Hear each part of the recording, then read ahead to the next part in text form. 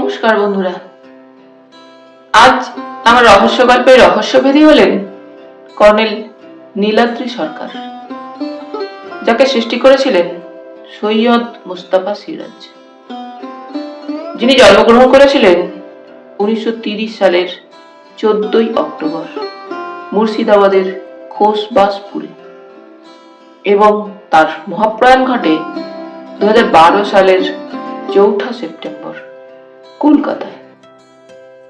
আজ আমি গল্পটি সংগ্রহ করেছি কর্নেল সমগ্র ৫৫তম খণ্ড থেকে, যে বইটি প্রকাশনার দায়িত্বে ছিলেন দেশ পাবলিশার্স। সকলের প্রতি আন্তরিকভাবে কৃতজ্ঞতা নিবেদন করে শুরু করছি আজকের গল্প, লালু বাবুর অন্তর্ধান রহস্য। আজ থাকলো দ্বিতীয় পর্ব। লালু বাবুকে কেউ ফেরত চায়। লালু বাবু মানে? এই সময় টেলিফোন বেজে উঠল। কর্নেল হাত বাড়িয়ে রিসিভার তুলে সাড়া দিলেন। হ্যালো, বলছি। হ্যাঁ বলুন অজয়বাবু। সে কি, বিহারের পুলিশ আপনার ছেলেকে নিয়ে গেল? কোথায়? কি অদ্ভুত ব্যাপার।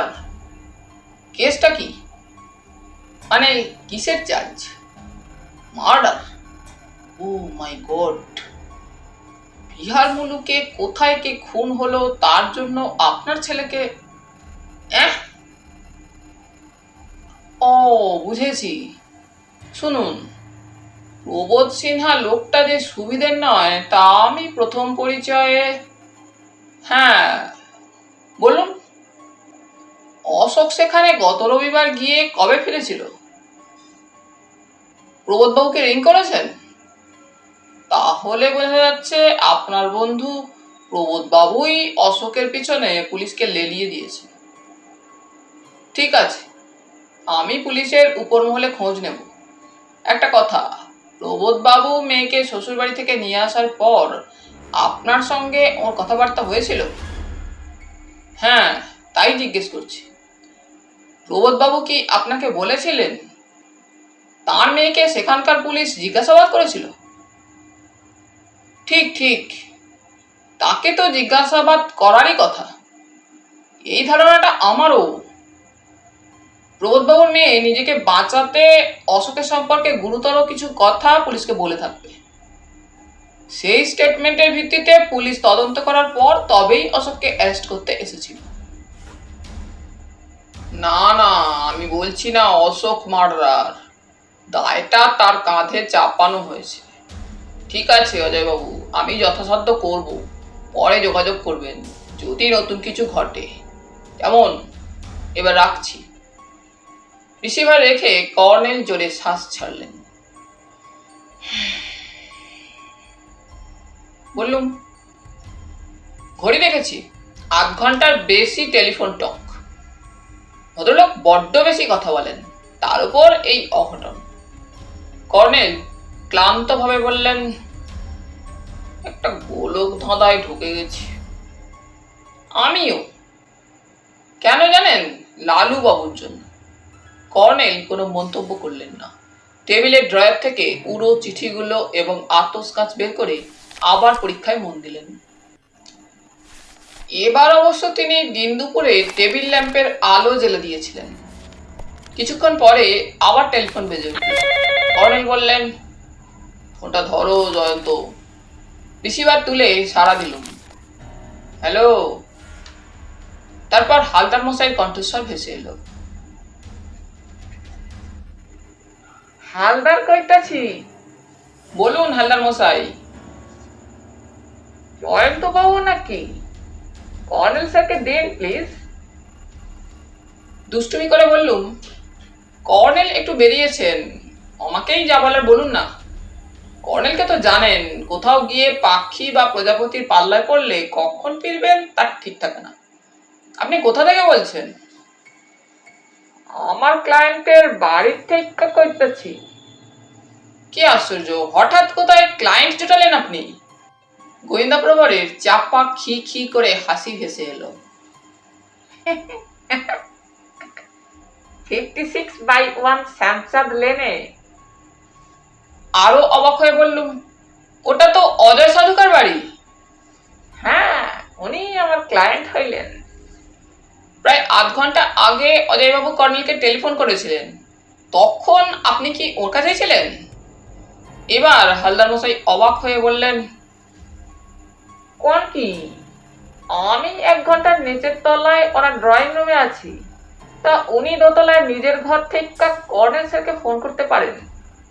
উনি কিছুক্ষণ আগে নিচে আইয়া আমার কন্ট্যাক্ট ফর্মে সই করেছেন, অ্যাডভান্স 500 টাকা পেমেন্ট করেছে, এইমাত্র উনি আবার ভিতরে গেছেন।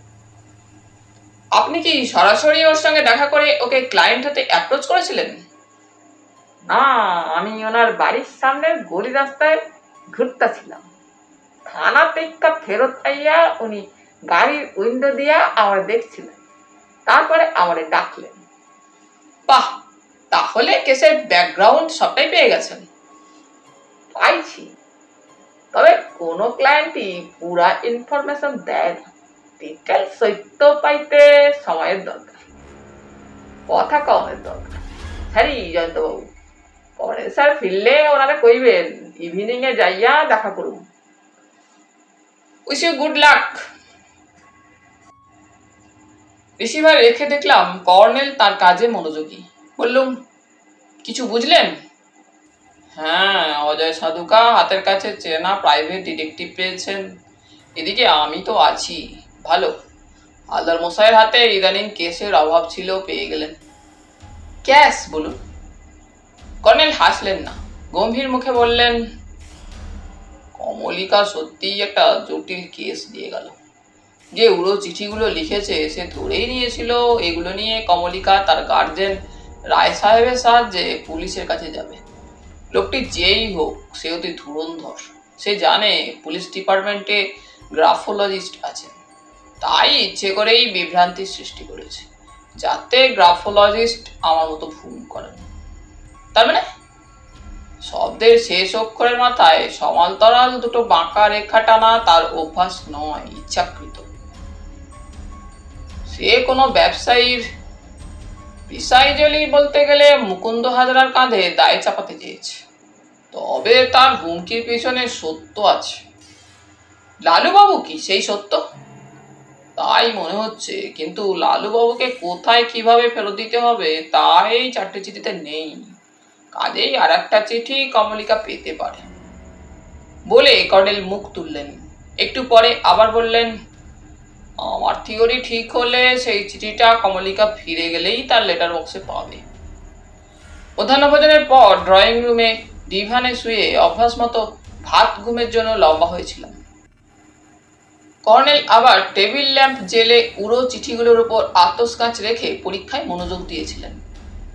আমার বৃদ্ধ বন্ধুর অনেক অধ্যবসায় দেখেছি, কিন্তু কখনো এমনটি দেখিনি। সত্যি কি হাতের লেখা দেখে লেখকের সম্পর্কে কিছু জানা যায়? তা যথেচ্ছ বিকৃতি করে লেখার আদল পাল্টানো হোক। এই বিদ্যাটা তথাকথিত জ্যোতিষচর্চার মতো ভুয়ো নয়। কর্নেল নিজেই তো জ্যোতিষচর্চাকে ধাপ্পাবাজি বলে ব্যঙ্গ করেন। হ্যাঁ, ব্যাপারটা তাই। হাতের লেখা দেখে আর হাতের রেখা দেখে কোনো লোকের চরিত্র আর ভূত ভবিষ্যৎ বিচার একই মুদ্রার দুই পিঠ। পরক্ষণে মাথায় এলো পাল্টা যুক্তি। অন্তত হাতের লেখা দেখে পুরুষ না স্ত্রীলোক, বৃদ্ধ না যুবক, নাকি বালক ইত্যাদি অনেক সময় বোঝা যেতে পারে। জ্যোতিষীরাও সম্ভবত মানুষের মুখ হাবভাব লক্ষ্য করতে পারদর্শী বলেই তার সম্পর্কে কিছু সত্যি কথা অনুমান করতে পারেন। এইসব উল্টোপাল্টা চিন্তার মধ্যে কখন ঘুমের টান এসেছিল। কর্নেলের ডাকে সেই টানটা ছিঁড়ে গেল। জয়ন্ত, নো ভাত ঘুম, ওয়েক আপ, ওয়েক আপ। তখনই বিরক্ত হয়ে উঠে বসে বললুম, আবার কিছু আবিষ্কার করে আমার মাথায় ঢোকাতে চান? না, বেরোতে চাই। চোখে মুখে জল দিয়ে সতেজ হয়ে নাও, কারণ তোমার গাড়ি তোমাকেই ড্রাইভ করতে হবে। উঠে দাঁড়িয়ে বললুম, আপনাকে খুব উত্তেজিত দেখাচ্ছে বস। কর্নেল হাসলেন। না, হাঁক ডাক না করলে তোমাকে ওঠাতে দেরি হতো। একটু পরে কর্নেলের 3 তলার অ্যাপার্টমেন্ট থেকে নেমে গ্যারাজ থেকে আমার ফিয়াট গাড়িটা বের করলুম। কর্নেল যথারীতি আমার বাঁ দিকে বসলেন। মাথায় টাক ঢাকা টুপি, তবে কাঁধ থেকে খুলে ক্যামেরাটা ওর কোলে যেন ঘাপটি পেতে আছে। বাইনোকুলারটা নেই। জিজ্ঞেস করলুম, গন্তব্যস্থল বলুন। প্রি স্কুল স্ট্রিট হয়ে পার্ক স্ট্রিট, তারপর ডাইনে ঘুরে যথাসময়ে বাকিটা বলল। রবিবারে কলকাতার রাস্তায় যানবাহন বা লোকজনের তত ভিড় নেই। পার্ক স্ট্রিট গিয়ে বললুম, একটা প্রশ্ন এইমাত্র মাথায় এলো, বলি। বলো। ছেলেকে খুনের দায়ে পুলিশ ধরেছে, এই জন্য প্রাইভেট ডিটেকটিভ হায়ার করা কেন? তাছাড়া আপনিই তো যথেষ্ট। পুলিশ মহলে আপনার খাতিরের কথা অজয় সাধুকা ভালো জানেন। উনি আপনার সঙ্গে টেলিফোনে অতক্ষণ কথাও বললেন, আপনার প্রতিশ্রুতিও আদায় করে নিলেন। You are damn right darling. কথাটা আমার মাথায় তখন থেকে ঘুরে বেড়াচ্ছে। তবে হালদার মশাইয়ের সঙ্গে মুখোমুখি হওয়ার সুযোগ পেলে ব্যাপারটা আঁচ করা যাবে। হাসতে হাসতে বললুম, সন্ধ্যায় উনি আপনার ডেরায় হাজির হবেন। তবে আমার ধারণা হালদার মশাইয়ের হাতে ক্যাশ নেই বলেই উনি যেচে পড়ে অজয়বাবুকে ক্লায়েন্ট করেছেন, এবং অশোক যে নির্দোষ তা প্রমাণ করার জন্য গোয়েন্দাগিরি করার প্রতিশ্রুতি দিয়েছে। এই টপ গেলার মতো মানসিক অবস্থা অজয়বাবুর হয়েছে, তাই না? কর্নেল বললেন, সেন্ট্রাল অ্যাভিনিউয়ে চলো। তারপর গণেশ অ্যাভিনিউয়ে ঘুরে সোজা ট্রাম লাইন ডিঙিয়ে ওয়েলিংটন স্কোয়ার। ঘুরিয়ে নাক দেখানোর মতো আপনার বাড়ি থেকে বেরিয়ে আচার্য জগদীশ বোস রোড হয়ে মৌলালি পেরিয়ে। কর্নেল আমাকে থামিয়ে দিয়ে বললেন, গণেশ অ্যাভিনিউয়ে একটা দ্রষ্টব্য আছে। কি সেটা? ওহ জয়ন্ত, ডান দিকে একটা বাড়ির 3 তলার দিকে তাকালে কি দেখতে পাবে ভুলে যাচ্ছ? হাসতেই হলো। 3 তলার মাথায় হালদার প্রাইভেট ডিটেকটিভ এজেন্সির সাইনবোর্ড। এখন কি হালদার মশাই তার অফিসে আছেন ভাবছেন আপনি? কিচ্ছু বলা যায় না, তুমি ডাইনে আছো, নজর রাখবে। ছাদের ঘরটার জানালা খোলা কিনা। কিছুক্ষণের মধ্যেই গোয়েন্দা প্রবরের অফিসের সাইনবোর্ড চোখে পড়ল, জানালা বন্ধ আছে। কথাটা কর্নেলকে জানাতেই তিনি বললেন, ওই অ্যাসবেস্টস চাপানো ছোট্ট ঘরটার জন্য ওকে মাসে 500 টাকা ভাড়া দিতে হয়। মাঝে মাঝে ট্যাকের কড়ি খরচ হয়ে যায়। সেদিন দুঃখ করে বলছিলেন হাতে একটা ভালো কেস পেলে বেঁচে যেতেন, 2 মাসের ভাড়া বাকি পড়েছে। যাই হোক, হাতে একটা কেস পেয়ে গেছে। গোয়েন্দা মশাইয়ের মক্কেল কোটিপতি ব্যবসায়ী, একমাত্র ছেলের জন্য নিশ্চয়ই মোটা টাকা দেবেন। কর্নেল হাসলেন। হ্যাঁ, সেটা আশা করা যায়। আমার মনে হচ্ছে না যে হাতের কাছে নাপিত পেয়ে নখ কাটার ব্যাপার।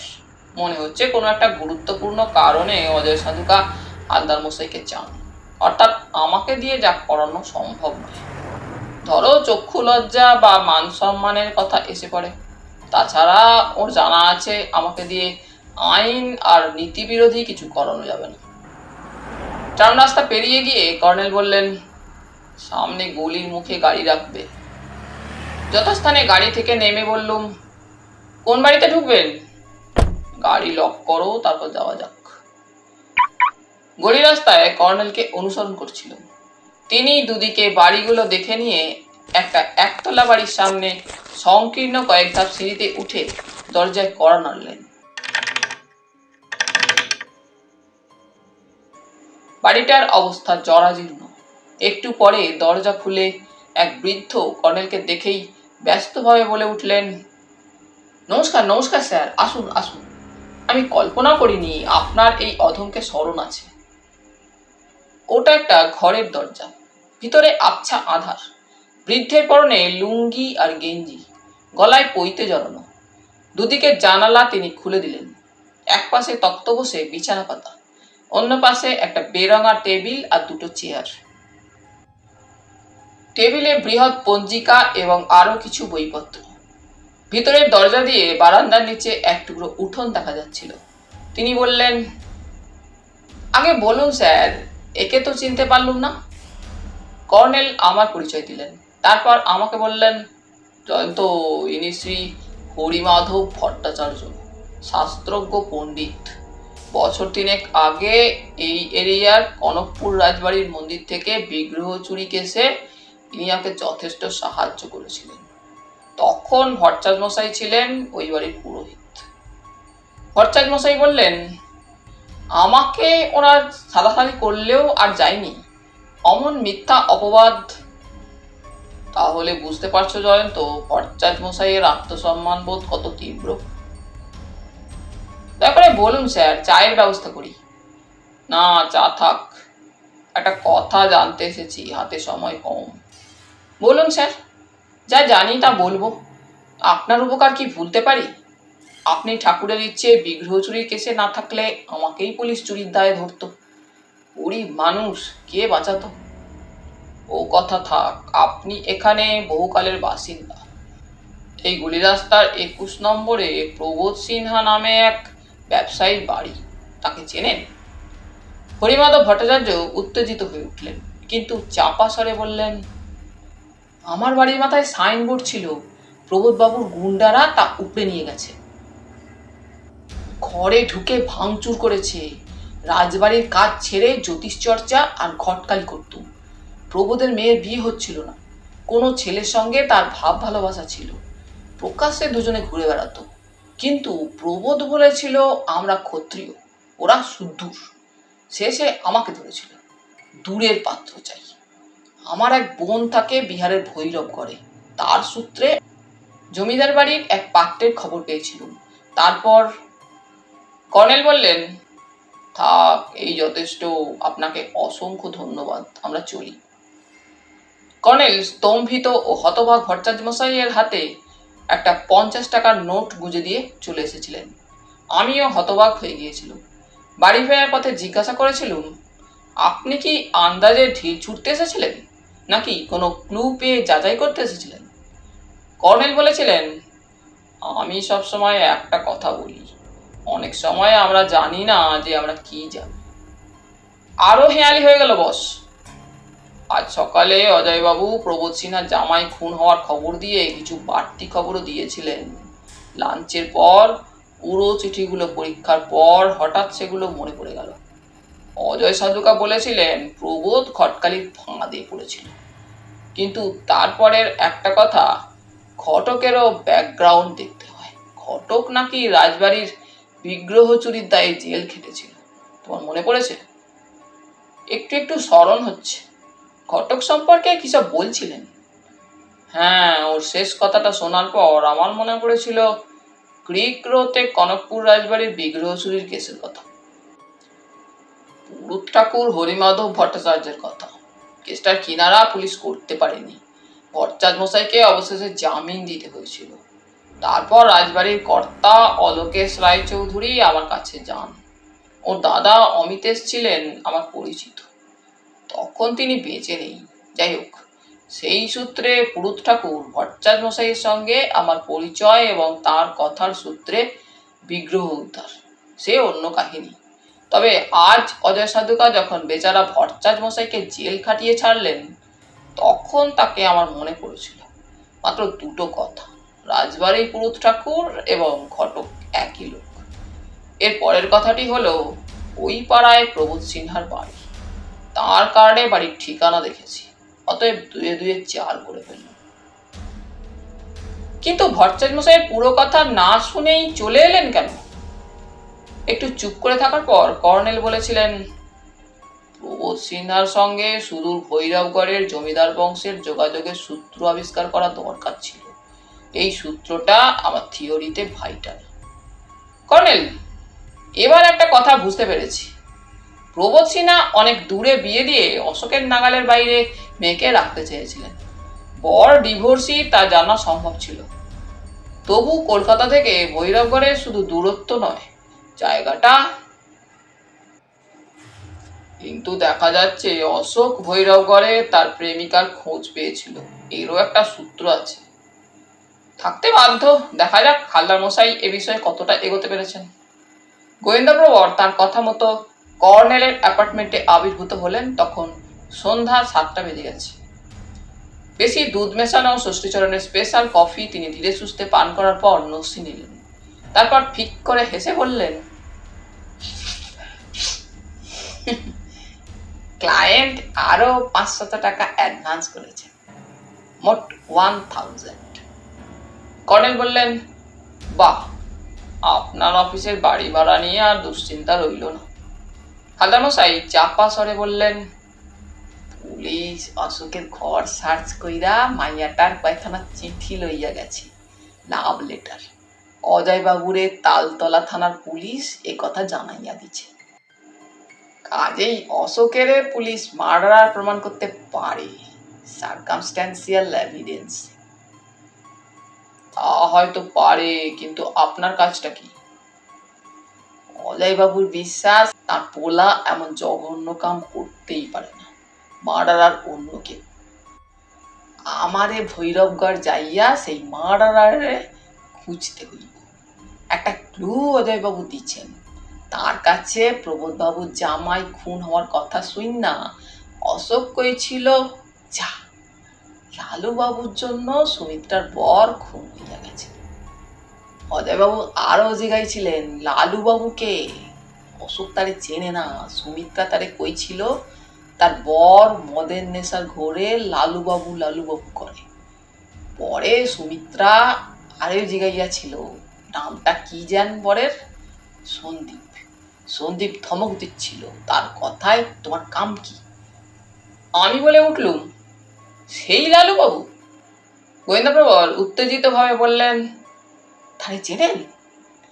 কর্নেল আমার দিকে কটমুটিয়ে তাকিয়ে বললেন, জয়ন্ত প্রলাপ বকছে, কোন লালু বাবুর কথা বলছো তুমি? বেকতিক দেখে বললুম, আমার এক কলিগের কাছে শুনেছি বিহারের কোথায় যেন লালু বাবুর নামে এক দুর্ধর্ষ ডাকাত আছে। হালদার মশাই বললেন, আপনার সেই কলিগের নাম ঠিকানাটা পাইলে? তার কথার উপর বললুম, অনিন্দ অস্ট্রেলিয়ার সিডনিতে কমনওয়েলথ কনফারেন্সে গেছে, ফিরতে অনেক দেরি হবে। কর্নেল হাসি চেপে বললেন, তাহলে হালদার মশাইকে ভৈরবগড়ে যেতে হবে। জামু, ক্লায়েন্টে টাকা দিচ্ছে সেটা কথা না, লালু বাবুরে আগে খুঁজা বার করানো দরকার। রাত 10:30 ট্রেন, খবর লইছি। আসানসোলের ট্রেন বদলাইয়া গয়া প্যাসেঞ্জারে 2 ঘন্টার জার্নি। উঠি কর্নেল স্যার, একা যাইতে ইচ্ছা করে না। একা না বোকা, আপনারে তো কইতে পারি না আমার সাথে চলেন। প্রাইভেট ডিটেকটিভ উঠে দাঁড়িয়েছিলেন। কর্নেল একটু হেসে বললেন, হালদার মশাই, সম্ভবত আপনার সঙ্গে হাওড়া স্টেশনে আমাদের দেখা হতে পারে। হালদার মশাই একেবারে অ্যাটেনশন ভঙ্গিতে দাঁড়িয়ে গেলেন এবং গুলি গুলি চোখে তাকিয়ে বললেন, আপনারা কোথায় যাবেন? ভৈরবগড়। তবে সাবধান, সেখানে পৌঁছে গোপনে আমার সঙ্গে দেখা করতে পারেন, প্রকাশ্যে আমরা অচেনা, কেমন? উজ্জ্বল মুখে হালদার মশাই বললেন, বরাবর যেমন হয় ঠিক তাই। আপনি কি কোনো ক্যাশ পাইছেন? পেয়েছি বই কি। আপত্তি না থাকলে যদি একটু আওয়াজ দেন কর্নেল স্যার। কর্নেল হাসলেন, আমার কেসের কথা আপনারই অনুমান করা উচিত। দুষ্প্রাপ্য প্রজাতির প্রজাপতি আর অর্কিড, ওখানে আমার এক বন্ধু আছে, তিনি খবর দিয়েছেন।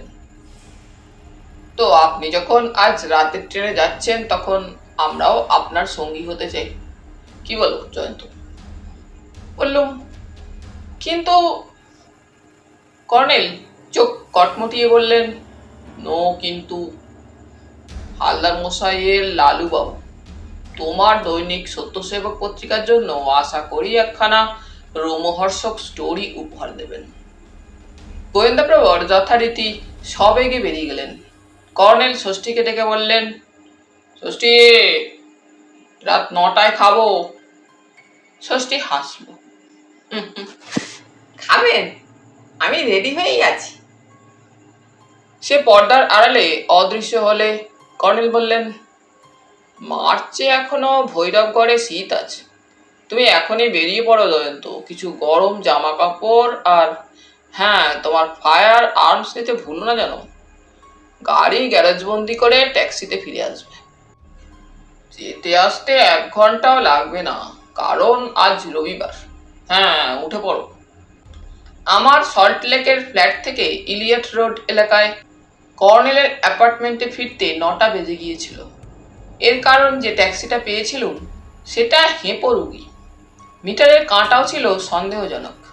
কিন্তু কথা না বাড়িয়ে ভাড়া মিটিয়ে হন্তদন্ত গেটে ঢুকতে চোখে পড়েছিল অপরিসর লনে একটা, কি বলবো, প্রকৃতই যেন লালুবাবু মারুতির বেশে দাঁড়িয়ে আছে।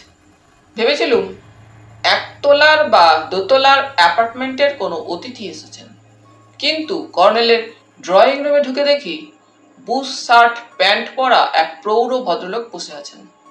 তার দুই পায়ের মধ্যে একটা ব্রিফকেস, তার মাথায় কর্নেলের মতো টাক আছে, মুখে ফ্রেঞ্চ কাট কাঁচা পাকা দাড়ি, চোখে সোনালি চশমা। আমাকে দেখে কর্নেল বললেন, বসো জয়ন্ত, তাড়াহুড়োর দরকার নেই। খবর নিয়েছি জগন্নাথ এক্সপ্রেস রাত 12টা নাগাদ ছাড়বে। বিকেলে কোথাও গুডস ট্রেনের একটা ওয়াগন ডিরেলড হয়েছে। প্রকাণ্ড একটা কাঁধে ঝোলানো ব্যাগ নিয়েছিলাম সঙ্গে, সেটা ডিভানে রেখে বসলুম। কর্নেল বললেন, আলাপ করিয়ে দিই, জয়ন্ত চৌধুরী, দৈনিক সত্যসেবক পত্রিকার সাংবাদিক। জয়ন্ত, ইনি মিস্টার প্রবোধ সিনহা, একটা ফিন্যান্স কনসার্নের ম্যানেজিং ডাইরেক্টর। পরস্পর নমস্কার করলুম। তাহলে এই সেই প্রবোধ সিনহা? ব্যাপারটা দেখছি ক্রমশ আরো জটিল হয়ে উঠছে। কর্নেল বললেন, মিস্টার সিনহা, জয়ন্ত আমার ঘনিষ্ঠ সহযোগী। ওর কাছে আমার কোনো কথাই গোপন থাকে না, তবে আমাদের হাতে সময় কম। প্রবোধ সিনহা আমার দিকে তীক্ষ্ণ দৃষ্টি তাকিয়েছিলেন। অস্বস্তি আর রাগ দুই হচ্ছিল। কর্নেলের কথা শুনে তিনি ঘড়ি দেখে নিয়ে বললেন, অশোক আমার বন্ধুর ছেলে। আমাদের বাড়ির পালা পার্বণে ওর বাবার সঙ্গে বহুবার গেছে, কাজেই সুমিত্রার সঙ্গে তার চেনা জানা স্বাভাবিক। যাই হোক, ভৈরবগড়ের ন্যাচারাল বিউটির কথা বিয়ের পর সুমিত্রা অশোককে বলেছিল, কিন্তু পাচ্ছে তার শ্বশুরবাড়ির লোকেরা কিছু ভেবে বসে, এই ভয়ে সুমিত্রা ওকে হোটেল বা ট্যুরিস্ট লজে উঠতে বলেছিল। আরেকটা কথা ভেবে দেখুন, মেয়েদের এই একটা স্বভাব, বাবার দেশের চেনা কেউ শ্বশুরের দেশে গেলে সে তার সঙ্গে দেখা না করে থাকতে পারবে না। কর্নেল বললেন, ঠিক বলেছেন, কিন্তু অশোক যে প্রতিহিংসা চরিতার্থ করতেই সেখানে গেছে, আমার মেয়েটা কেমন করে জানবে? প্রতিহিংসার কথা আগেও বলেছিলেন, প্লিজ এক্সপ্লেন ইট। প্রবোধ সিনহা রুষ্ট মুখে বললেন, অজয়ের স্পর্ধা, ক্ষত্রিয় কন্যাকে ছেলের বউ করতে চেয়েছিল। আমি অশোকের সামনে বলে দিয়েছিলাম, যদি বন্ধুত্ব রাখতে চাও আর কখনো একথা উচ্চারণ করবে না। আমার পূর্বপুরুষ রাজপুত এবং ক্ষত্রিয়। কর্নেল দেওয়াল ঘড়ির দিকে তাকিয়ে নিয়ে বললেন, ভৈরবগড়ের পুলিশ আপনার মেয়ের স্টেটমেন্ট নিয়েছে বললেন, তাকে কি অ্যারেস্ট করেছিল? আমার বেয়াই জয়গোপাল মজুমদার সরল মনের মানুষ, কিন্তু বেয়ান শোভনা দেবী সাক্ষাৎ রণচণ্ডী। তার এক কথা, অসচ্চরিত্রা মেয়েকে ঘরে তুলে তারই সর্বনাশ হল। আমি জানতে চাইছি, আপনার মেয়েকে কি জামিন দিয়ে ছাড়িয়ে এনেছেন? নেভার। জামিন টামিন নয়, তবে স্টেটমেন্ট লিখিয়ে নিয়েছে। দরকার হলে সুমিত্রাকে ভৈরবগড় থানা বা কোর্টে হাজির হতে হবে। আমি বাবা, কাজেই আমাকেও লিখে দিতে হয়েছে। দরকারে মেয়েকে পুলিশের কাছে বা কোর্টে হাজির করাবো। বেশ, এবার বলুন আমি আপনাকে কি সাহায্য করতে পারি? প্রবোধ সিনহা আসতে বললেন, সুরেশ অগ্রওয়ালজি আর অজয় সাধুখাও আপনার বিশেষ একটি পরিচয় আমাকে দিয়েছিল। আপনি শুধু নেচারোলজিস্ট নন, অপরাধ রহস্যের ব্যাপারেও আপনার দক্ষতা আছে। অশোকই যে আমার জামাইকে প্রতিহিংসাবশে খুন করেছে, পুলিশ তার সার্কামস্টান্সিয়াল এভিডেন্স পেয়ে গেছে। কিন্তু আমি মেয়ের বাবা, আমি চাই অপরাধী শাস্তি পাক। আপনি? কর্নেল একটু হেসে তার কথার উপর বললেন, আমাকে কংক্রিট এভিডেন্স জোগাড় করতে হবে, এই তো। এক্স্যাক্টলি। আর আমার বিশ্বাস আপনি তা পারবেন। এই জন্য আমি আপনাকে একটা ব্ল্যাঙ্ক চেক লিখে দিচ্ছি, আপনি ইচ্ছা মতো অ্যামাউন্ট বসিয়ে নেবেন। ঈশ্বরের আশীর্বাদে আমার টাকার অভাব নেই। বলে প্রবোধবাবু ব্রিফকেস খুলে একটা চেক বই বের করলেন। কর্নেল গম্ভীর মুখে বললেন, অপরাধ রহস্যের ব্যাপারে আমার হবি আছে মাত্র, আমি পেশাদার গোয়েন্দা নই। তাই টাকার প্রশ্ন উঠলে আমি সেই রহস্যের দিক থেকে মুখ ফিরিয়ে নিই। আহা, এ কাজে তো আপনার টাকা খরচ হবে। আমি কি এখনো আপনাকে বলেছি যে আপনার কেস আমি নিয়েছি? প্রবোধবাবু এবার একটু নার্ভাস হয়ে পড়েছেন মনে হলো। হাসবার চেষ্টা করে বললেন, নিজের অজ্ঞাতসারে আপনার সেন্টিমেন্টে হয়তো আঘাত করে ফেলেছি, এজন্য ক্ষমা চাইছি। না না, আমি কিছু মনে করিনি, আপনাকে ক্ষমা চাইতে হবে না। কর্নেল সরকার, আমার বিনীত অনুরোধ, আপনি এই কেসটা নিন। আগে একটা প্রশ্নের উত্তর দিন। বলুন, আপনার মেয়েও কি মনে করেছে অশোক খুনি? না, ওকে নিয়ে এই একটা প্রবলেম। ও বলেছে সন্দীপই নাকি অশোককে খুন করতে চেয়েছিল, ধস্তাধস্তিতে সন্দীপই খুন হয়ে যায়। একটা কথা, আপনি লালু বাবু নামে কাউকে চেনেন? প্রবোধবাবু চমকে উঠেছিলেন। চশমার কাছের ভিতর তার চোখ দুটি যেন জ্বলে উঠল। একটু পরে তিনি বললেন, আপনার অসামান্য ক্ষমতার কথা শুনেছিলুম, কিন্তু আপনি কি করে লালু বাবুর নাম জানলেন? বলে বলা উচিত, অজয় সাধুকাও আমাকে অ্যাপ্রোচ করেছেন। তার ছেলে নিরাপরাধ, তাই প্রকৃত খুনিকে ধরিয়ে দিয়ে আমি যেন তার ছেলেকে বাঁচাই। অশোক খুনি নয়, খুনি নাকি এক লালু বাবু। প্রবোধ সিনহা আবার আসতে বললেন, আপনি কি ওর কেস নিয়েছেন?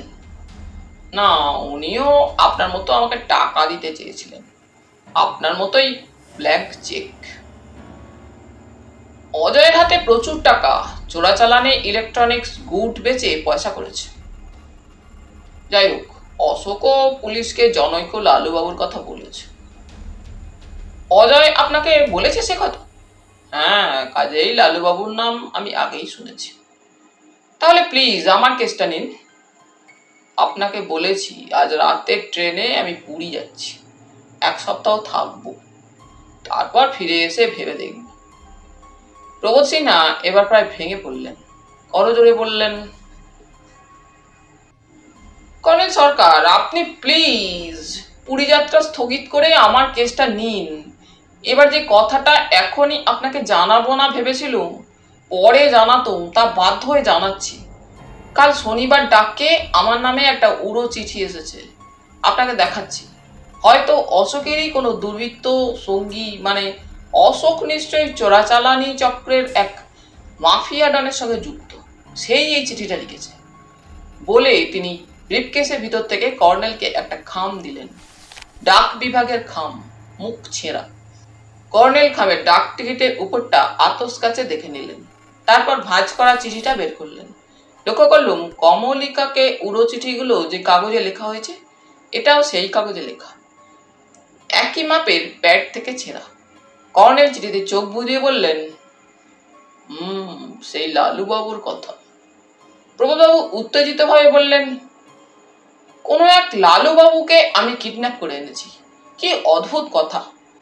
তাকে শিগগির ভৈরবগড়ে গিয়ে যথাস্থানে ফেরত দিতে বলেছে। যথাস্থান কোথায়? ফেরত না দিলে আমার নাকি সন্দীপের দশা হবে। সুমিত্রা চিঠিটা দেখে বলল, সন্দীপ নাকি ঘুমের ঘরে লালুবাবু লালুবাবু বলতো। কর্নেল সরকার, আপনি কেস নিলে যথাসময়ে আপনাকে এটা দেখাতাম। কর্নেল হাসলেন, কেউ কিছু তথ্য গোপন করে আমাকে কেস দিলে অকারণ আমায় গোলক ধাঁধায় ঢুকে ঘুরে মরতে হয়। বলুন, আরো কিছু তথ্য গোপন করে রেখেছেন কিনা? কাল চিঠিটা পাওয়ার পর রাতের ট্রেনে আমি ভৈরবগড় গিয়েছিলাম।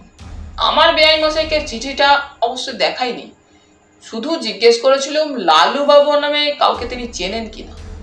উনি চেনেন না, খোঁজ নেবেন। দুপুরে ট্রেনে চেপে কলকাতা ফিরেছি, তারপর যা শুনেছি আপনাকে বলেছি। আজ সারাটা দিন আমি সুরেশ অগ্রওয়ালজির বাড়িতে ছিলাম। ওর পুলিশ মহলে প্রচুর প্রভাব, কিন্তু উনি শুধু আপনার শরণাপন্ন হতে বলেছিলেন। অজয়ের সঙ্গে আপনার বন্ধুত্ব আছে, তাই অনেক চিন্তা ভাবনার পর শেষে আপনারই শরণাপন্ন হতে এলুম। আপনিও বললেন কিছুক্ষণ আগে অগ্রওয়ালজি আপনাকে রিং করেছিলেন। কর্নেল বললেন, হ্যাঁ, যাই হোক, আপনার কেস নিলুম, তবে এই চিঠিটা আমার কাছে থাকবে। রাখুন, আমি কথা দিচ্ছি কোনো কথা এরপর গোপন করব না। কর্নেল আমার দিকে চোখে হেসে তাকালেন। জয়ন্ত, পুরী থাক, ভৈরবগঞ্জ যাই। বললুম, আপনার ইচ্ছে। ভৈরবগঞ্জ স্টেশনে পরদিন সকাল 8টা নাগাদ যখন পৌঁছেছিলুম, তখন চারিদিকে ঘন কুয়াশা। প্ল্যাটফর্মে হাঁটতে হাঁটতে কর্নেল হালদার মশাইকে সহাস্যে বলেছিলেন, এবার আপনি আমাদের অচেনা মানুষ হয়ে গেলেন, সাবধান। হালদার মশাইও হেসে ফেলেছিলেন। হ, যাক কইছেন। আপনি তাহলে এগিয়ে যান। টুরিস্ট লজে যেতে প্রাইভেট ট্যাক্সিও পেতে পারেন, সাইকেল রিক্সাও পেয়ে যাবেন। রিক্সা কই না যাবো, বাজে টাকা খরচের কি দরকার। আচ্ছা, অরিভয়া। চমকে উঠে গোয়েন্দা প্রবর বললেন, কি কইলে কি কইলে? আমি বললুম, কর্নেল ফ্রেঞ্চ ভাষায় বললেন আবার দেখা হবে, এখন বিদায়। বুঝলেন তো? হালদার মশাইয়ের মুখ দেখে মনে হচ্ছিল আমার কথাটা তিনি বিশ্বাস করেননি, কিন্তু প্ল্যাটফর্মে ভিড় ছিল। বুঝতে পেরেছিলুম টুরিস্টদের মরশুম এখনো চলেছে। হালদার মশাই অভিজ্ঞ প্রাক্তন পুলিশ অফিসার। ট্রেনে আস্তে আস্তে তিনি জানিয়েছিলেন কলকাতা থেকে টেলিফোনে টুরিস্ট লজের একটা সিঙ্গেল বেড রুম বুক করেছিলেন। জানি না তার মুখের কথায় বুকের মূল্য কতটা দেওয়া হবে। অবশ্য তিনি প্রাক্তন পুলিশ অফিসার বলেও জানিয়েছেন। পাহাড়ি কুয়াশা দর্শনের অভিজ্ঞতা যার আছে তিনিই জানেন এ কুয়াশা কি জিনিস। কুয়াশা কালো হিজিবিজির মতো লোকের ভিড়ে হালদার মশাই দ্রুত মুছে গেলেন। তার ঢ্যাঙা শরীরে বসানো লম্বাটে মুন্ডুটি কালো বুদবুদের মতো দেখতে দেখতে অদৃশ্য হয়ে গিয়েছিল। স্টেশনের বাইরে গিয়ে কর্নেল বললেন, আমাদের তাড়াহুড়োর কিছু নেই, এসো আগে কফি খেয়ে নার্ভ চাঙ্গা করি। তুমিও শীতে যথেষ্ট জব্দ হয়েছ। শেষ রাত থেকে শীত আমাকে যথেষ্ট বাগে পেয়েছিল। এখন অবশ্য ততটা কাহিল অবস্থা নয়, কারণ ট্রেনে বাতাসের দৌরাত্ম্য থাকে। এখন স্টেশনের পিছনের দিকে অর্ধবৃত্তাকার দোকানপাটে মানুষজন গিজগিজ করছিল। তবে লক্ষ্য করলুম টুরিস্ট স্পট হওয়ার জন্যই অধিকাংশ দোকান চা এবং খাবারের। আমরা যে দোকানে ঢুকলুম সেটা বেশ পরিষ্কার পরিচ্ছন্ন। দেখলুম পুরি, সন্দেশ, চা, কফি সবই পাওয়া যায়। সেখানে নোনতা বিস্কুট আর কফি খেয়ে কর্নেল ক্যাশ কাউন্টারে গিয়ে দাম মেটালেন। তাকে দেখে বিদেশি টুরিস্ট ভেবে মালিক বা ক্যাশিয়ার ভদ্রলোককে বিগলিত মনে হচ্ছিল।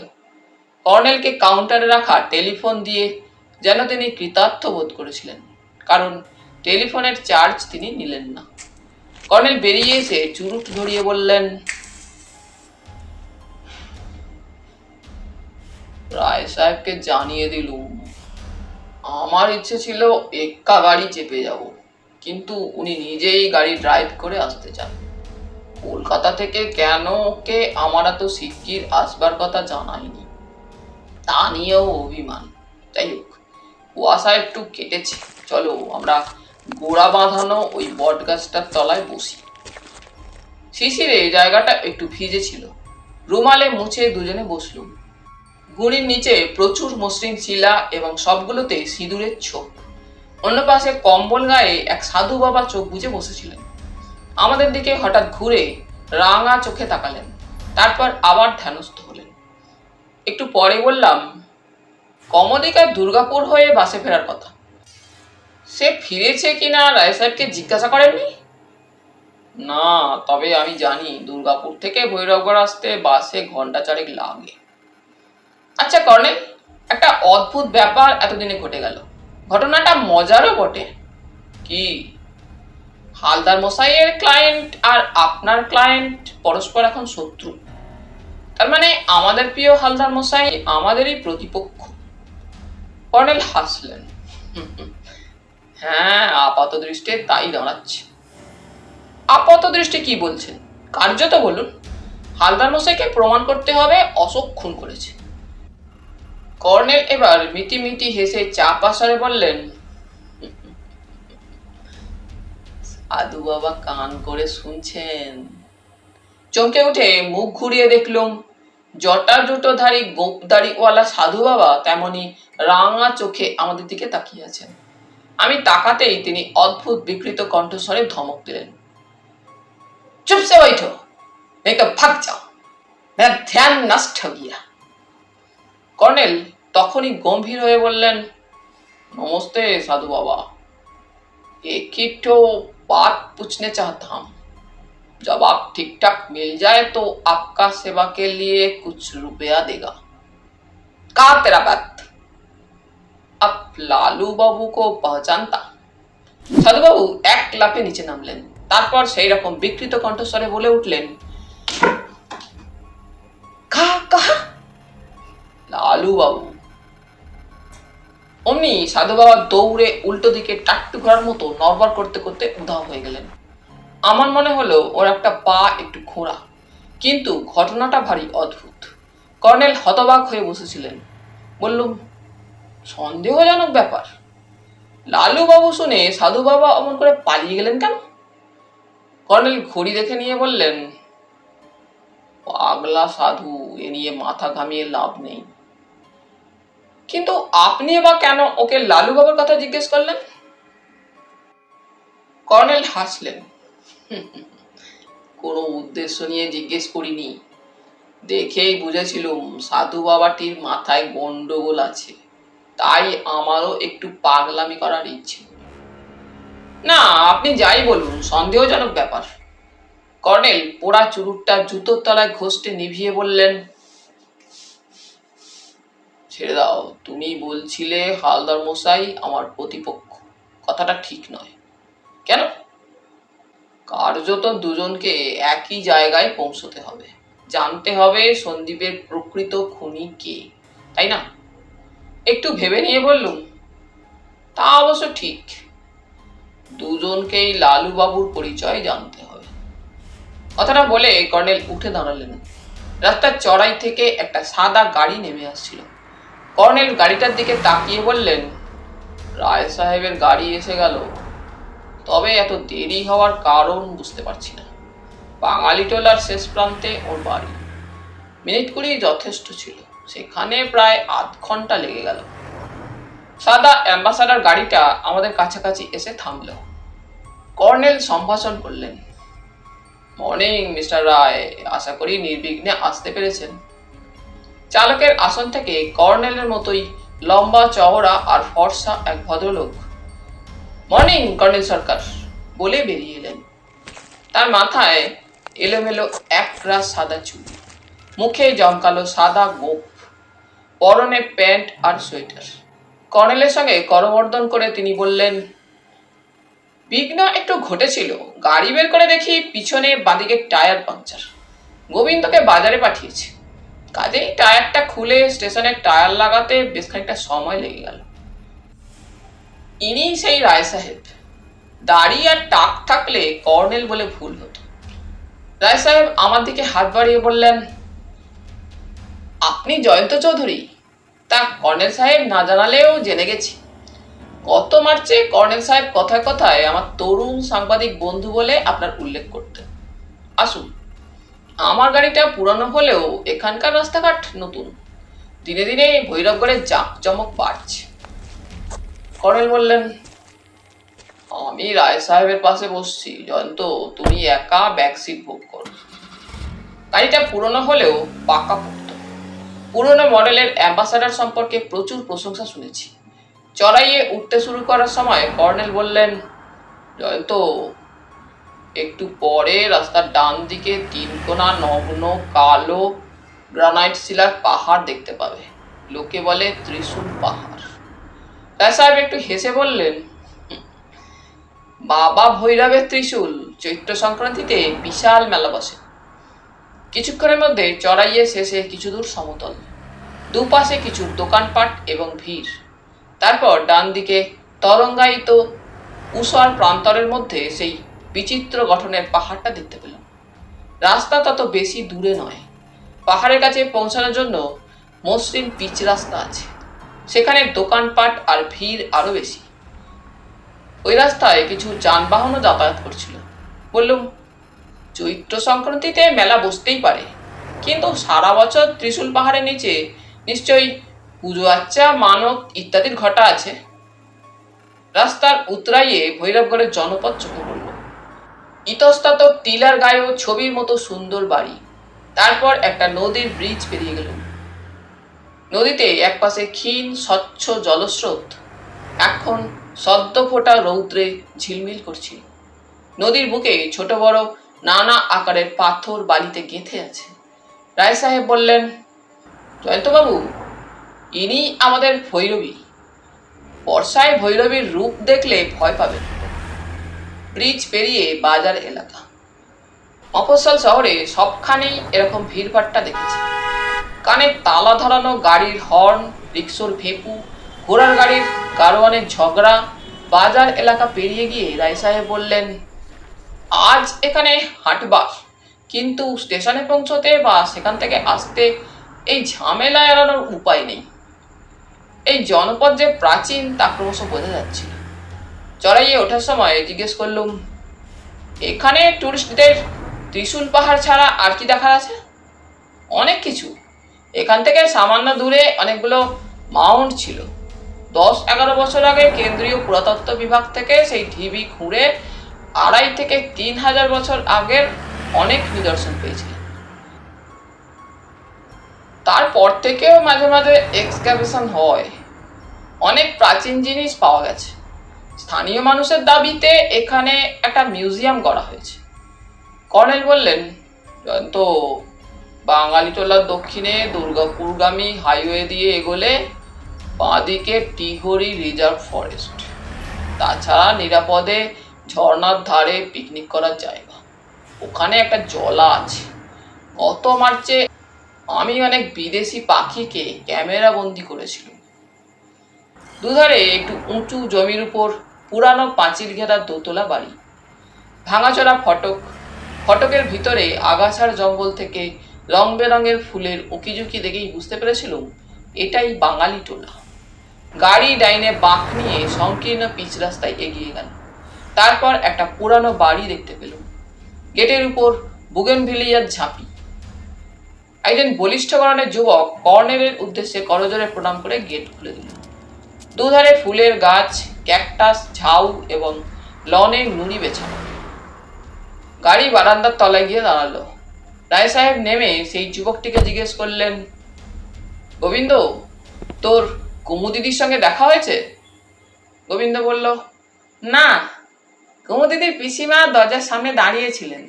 আমাকে দেখে জিজ্ঞেস করছিলেন, দুর্গাপুরের বাস বড় রাস্তার মোড়ে কখন পৌঁছয় জানিস? আমি বললাম, 10টা, 10:30টার আগে নয়। ঠিক আছে, আসুন আপনারা। গোবিন্দ, ব্যাগেজ তুই নিয়ে আয়। বলে তিনি হঠাৎ হাঁক দিলেন, চিমনি, চিমনি। সারাটা এলো দোতলা থেকে। আমি এখানে আছি। ঘরে ঢুকে দেখলুম সাবেক আমলের বসার ঘর, পুরানো আসবাব, দেওয়ালে পেন্টিং। উপরে কাঠের সিঁড়িতে দাঁড়িয়ে একটু ঝুঁকে কালো রঙের একজন মধ্যবয়সিনী হাসি মুখে বলল,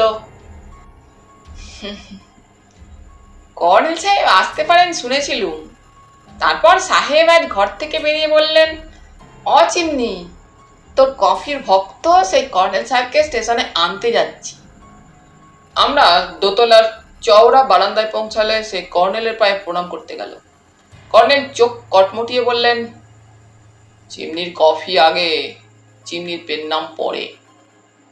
চিমনি আমাকে করজোড়ে নমস্কার করলো। রায় সাহেব বললেন, ওর গায়ের রং কালো বলে ওর বাবা প্রহ্লাদ চিমনি বলে ডাকত। প্রহ্লাদকে আমি বুড়ো বলতাম। সে ছিল আমার বাবার দক্ষিণ হস্ত। চিমনি, ইনি খবরের কাগজের লোক, জয়ন্তবাবু। বেমক্কা কিছু গন্ডগোল বাঁধালে তোর নামে কাগজে খবর ছাপা হয়ে যাবে। চিমনি বলে গেল, গন্ডগোল বাঁধাবো বই কি?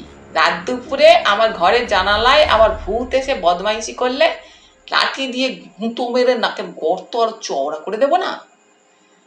কর্নেল আস্তে আস্তে বললেন, গত রাতে ভূত এসেছিল নাকি মিস্টার রায়? রায় সাহেব হাসলেন, হ্যাঁ, গোবিন্দ রামদা হাতে বেরিয়ে হইচই বাঁধিয়েছিল। গোবিন্দ থাকে পাশের ঘরে। অগত্যা আমি ওদের সাহস দিতে এক রাউন্ড ব্ল্যাঙ্ক ফায়ার করেছিল। দোতলায় দক্ষিণের শেষ ঘরটা গেস্ট হাউস। পূর্ব দিকে পাঁচিলের ধারে গাছের সারি। ভূতেরা গাছের ডাল বেয়ে বাড়িতে ঢুকতেই পারে। পূর্বে গাছপালার ফাঁকে একটা পুকুর আর দক্ষিণে আমবাগান দেখা যাচ্ছিল। মিস্টার রায় বললেন, চিমনির হাতের কাজের প্রশংসা করে গিয়েছিল কর্নেল সাহেব। এবার জয়ন্তবাবু লক্ষ্য করুন কেমন ছিমছাম সাজিয়ে রেখেছে গেস্ট রুম। বললাম, বাহ, ফ্লাওয়ার ভাসে এমন করে ফুল সাজানো দেখে আমাকে চিমনির সৌন্দর্যবোধের প্রশংসা করতে হচ্ছে। গোবিন্দ কোণের একটা টুলে কর্নেলের ব্যাগটা রেখে অন্য কোণের টুলে আমার ব্যাগ দুটো রাখলো। রায় বললেন, গোবিন্দ, তোর চিমনি মাসিকে একটু সাহায্য করগে। কর্নেল পিঠে আটা প্রসিদ্ধ কিটব্যাগটি খুলে খাটের পিছনে রাখলেন। তারপর গলায় ঝোলানো বাইনোকুলার আর ক্যামেরা সোফার সেন্টারে টেবিলে রেখে বললেন, চিমনিকে গত রাতের ভূতটা কি কিছু বলেছিল? সোফায় বসে রায় সাহেব বাঁকা হেসে বললেন, এটাই আমার মাথা খারাপ করে দিয়েছে। ঝুমু মানে কমলিকাকে কেউ লালুবাবুকে ফেরত চেয়েছে উড়োচিটিতে। আর গত রাতে চিমনি বলল সে স্পষ্ট শুনেছে নাকি সুরে ভূতটা তাকে বলছে, লালুবাবুকে ফেরত দে, নইলে তোর মুন্ডু কর্মুড়িয়ে খাবো। চিমনি মিথ্যা বলে না। আমি তখনও বসিনি, জানালা দিয়ে বাইরের পরিবেশ লক্ষ্য করছিলাম। এবার দক্ষিণের দরজার পর্দা তুলে ব্যালকনিতে গেলুম। তারপর নিচে একটা টেনিস কোর্ট দেখতে পেলাম। বললুম, মিস্টার রায়ও দেখছি কমলিকা সিংহের মতো টেনিস খেলেন। কর্নেল তক্ষুনি উঠে এসে ব্যালকনিতে দাঁড়িয়ে বললেন, কি আশ্চর্য, আমি জানতাম না মিস্টার রায়ও টেনিস খেলেন। রায় সাহেব হাসলেন, এই বয়সে টেনিস খেলার পথ বিপজ্জনক। আসলে টেনিস কোর্টটা কদিন আগে স্পোর্টিং ক্লাবের লোকেদের দিয়ে তৈরি করিয়েছি। পুরো চিঠি পাওয়ার পর ঝুমু স্বভাবত একটু ভরকে গিয়েছিল। আমাকে বলেছিল জেঠুর বাড়ির একদিকটায় দিব্যি একটা টেনিস কোর্ট তৈরি করা যায়। অগত্যা ওর খেলার প্র্যাকটিস নির্বিঘ্নে বজায় রাখতে এই আয়োজন। কর্নেল জিজ্ঞেস করলেন, কমলিকার জুটি কে তাহলে?